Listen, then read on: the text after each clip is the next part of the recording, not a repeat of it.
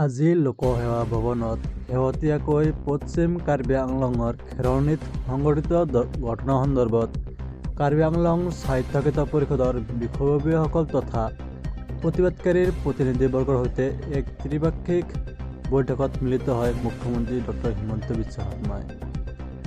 বৈঠকৰ অন্তত উক্ত সময়ছোৱাত হোৱা আলোচনা সম্পৰ্কে সংবাদ মাধ্যমৰ আগত ব্যক্ত কৰে। আজি কাৰ্বি আংলঙৰ গোটেই ঘটনা প্ৰবাহক লৈ কাৰ্বি ৰাইজৰ প্ৰতিনিধি মণ্ডলৰ সৈতে ৰাজ্য চৰকাৰ আৰু কাৰ্বি আংলং স্বায়ত্তশাসিত পৰিষদৰ এখন ত্ৰিপাক্ষিক বৈঠক অনুষ্ঠিত হয়। এই ত্ৰিপাক্ষিক বৈঠকত কেইবাটাও গুৰুত্বপূৰ্ণ সিদ্ধান্ত লোৱা হয়। প্ৰথম, VGR আৰু PGRৰ মাটিৰ সম্পৰ্কত গুৱাহাটী উচ্চ ন্যায়ালয়ৰ খণ্ড আদালতত বিষয়টো বিচাৰাধীন হৈ আছে। কিন্তু এই ক্ষেত্ৰত কাৰ্বি আংলং অট'নমাছ কাউন্সিলে আজিলৈকে শপতনামা দাখিল কৰা নাই। তাৰ কাৰণে গোটেই বিষয়বস্তুটো এতিয়ালৈকে আদালতত সমাধান হোৱা নাই।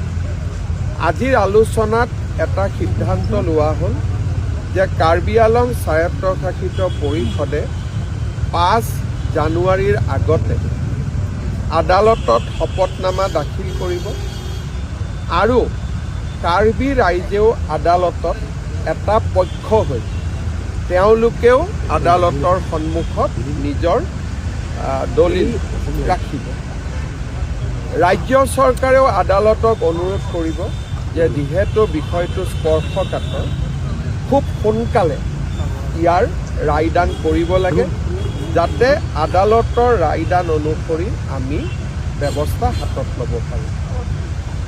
খেৰণীৰ VGR PGRত যিমানবিলাক চৰকাৰী কাৰ্যালয় আছে, সেই কাৰ্যালয়সমূহ আমি VGR PGR এলেকাৰ পৰা আমি উঠাই লৈ আহিম আৰু VGR PGRৰ বাহিৰলৈকে লৈ যাম। তৃতীয়তে, খেৰণীত VGR PGRৰ খালী মাটি 8,000 বিঘা আছে। এই 8,000 বিঘা খালী মাটি কাউন্সিলে ফেন্সিং কৰিব আৰু বনানীকৰণ কৰিব, যাতে ভৱিষ্যতে কোনেও তাত দখল ল'ব নোৱাৰে।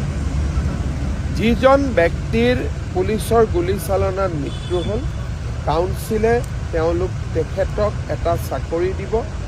ৰাজ্য চৰকাৰে অতিৰিক্তকৈ 10 লাখ টকাৰ ক্ষতিপূৰণ দিব।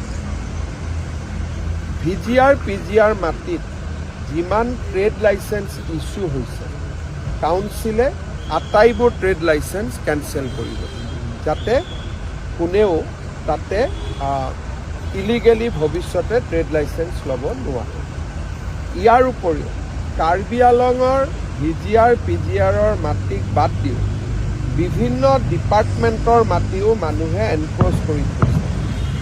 ইৰিগেশ্যন, ছইল কনজাৰ্ভেশ্যন ডিপাৰ্টমেণ্টৰ মাটিও এনক্ৰ'চ কৰি থৈছে। যিবিলাক ডিপাৰ্টমেণ্টৰ মাটি এনক্ৰ'চ হৈ আছে, তাতে কাউন্সিলে এভিকশ্যন আৰম্ভ কৰিব। অহা 17 জানুৱাৰী আমাৰ দ্বিতীয়লানি আলোচনা আৰম্ভ হ'ব।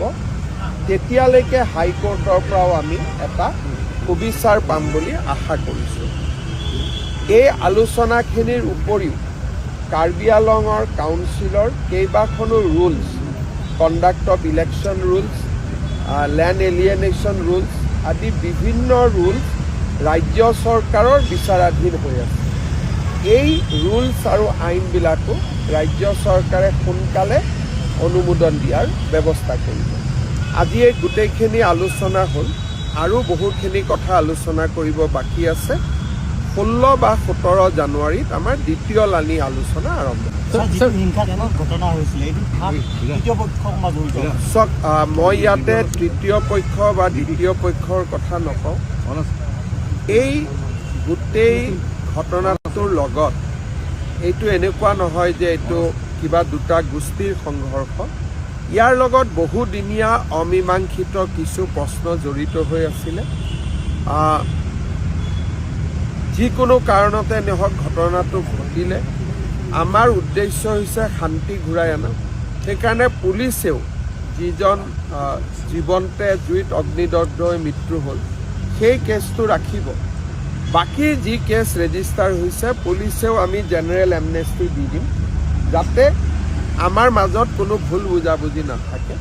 আৰু ৰাজ্য চৰকাৰ, কাৰ্বি আংলং কাউন্সিল আৰু চিভিল ছ'চাইটি বা আন্দোলনকাৰী পক্ষ বা আন সকলো ৰাইজক লৈ আমি খেৰণীত শান্তি প্ৰতিষ্ঠা কৰিম, কাৰ্বি আংলঙত আমি শান্তি প্ৰতিষ্ঠা কৰিম। কাৰ্বি আংলং ক'ত ষ্টে অৰ্ডাৰ আছে ছাৰ? কাৰ্বি আংলং আজি গোটেই লিষ্টখিনি আমি দেখিছোঁ, গতিকে কেছটো 5 জানুৱাৰীত আমি হাইকোৰ্টত যাম, কিন্তু ক'ত ষ্টে অৰ্ডাৰ আছে এই কথাটো আপোনালোকে কাউন্সিলৰ পৰা বুজিব, কিন্তু খেৰণীত ষ্টে অৰ্ডাৰ আছে।